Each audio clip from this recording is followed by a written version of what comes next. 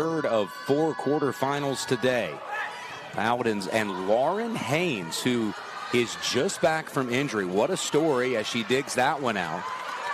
What a story is Lauren Haynes, somebody that experienced some injuries over the course of her career, but is back, has not played much, and the Paladins are on the board. What an emotional start for Furman. As a blocker, you know whether that touched your finger or not, and you're not going to waste a challenge there unless you're sure of it. And an ace. Welcome back, Lauren Haynes. Regular season champion last year, but a completely different Bears roster here in 2025. Yes, very different, but I think that, sometimes you gotta play on the success that you have had. And yes, they last year, regular season won the title. Those are the things that they need to capitalize on and focus on.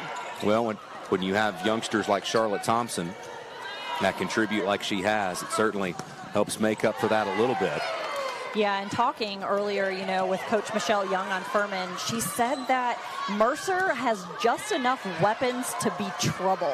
And those are some of those teams that, you just never know what exactly you're going to get, so you can never look past them. A very long rally here as Mercer looks to tie it up here in set 1, and they will. Good response. Good on Mercer's side is their ball control right now, which again is something I mentioned from the get-go. When your ball control is there, you're able to get all of your hitters involved, which I think is making things challenging for Furman. All the folks in the truck, on the cameras, doing all the hard work to see who's going to advance into Saturday. A lot of great storylines that we have coming out of this tournament, but my goodness, one of them, Aubrey Martin, the barrel on the Bears, has just been tenacious with her. I think that that's something that Furman has found is just, to go with the tip because it's super effective. Wanted just a hand in to serve for the Paladins. Tough one to handle, and Lauren Haynes. Boy, Haynes, who had been out, been injured, back.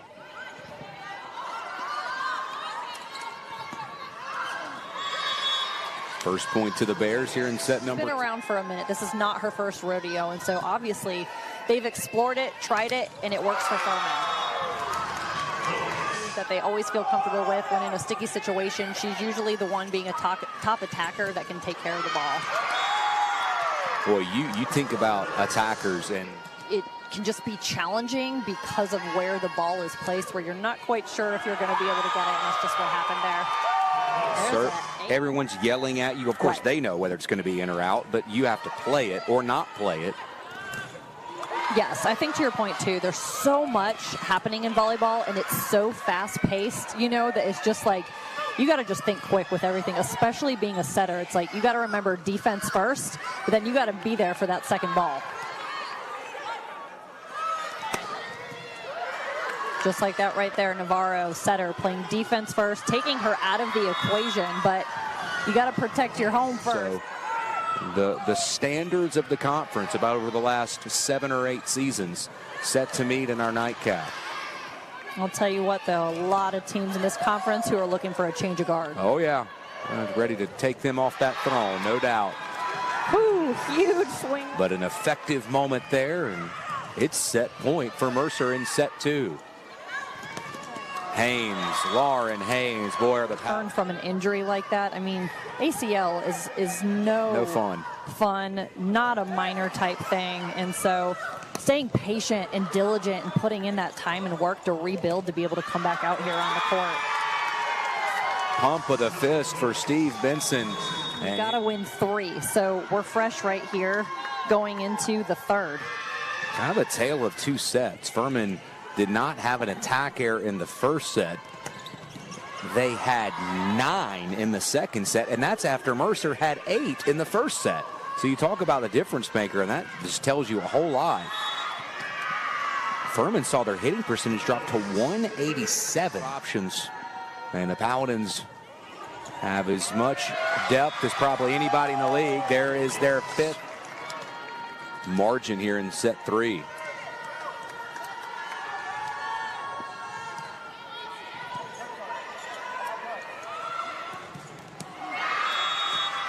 It's exactly what they together. It's a pretty comfortable margin as it stands right now for Furman. Avery Wilkes, middle blocker, stepping in for the assist right there. And in Get this, we're in the third set. Paladins now see their lead go to 20-10. From the outside, the middle, the right side, just a lot of options for how she can swing. Haynes.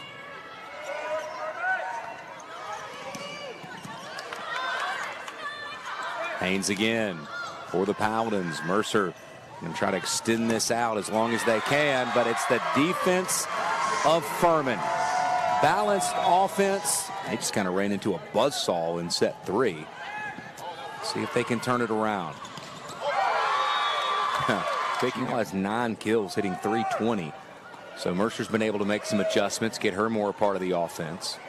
In that second set there, she was more of a part of the offense, and honestly a part of the defense was, putting up some big blocks right there. So I think they just got to start trying different things.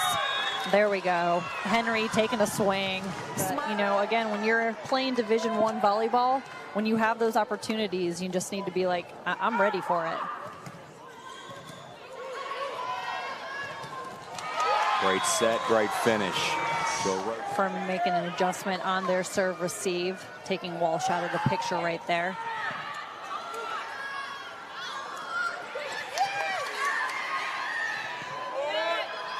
Thompson, that's out.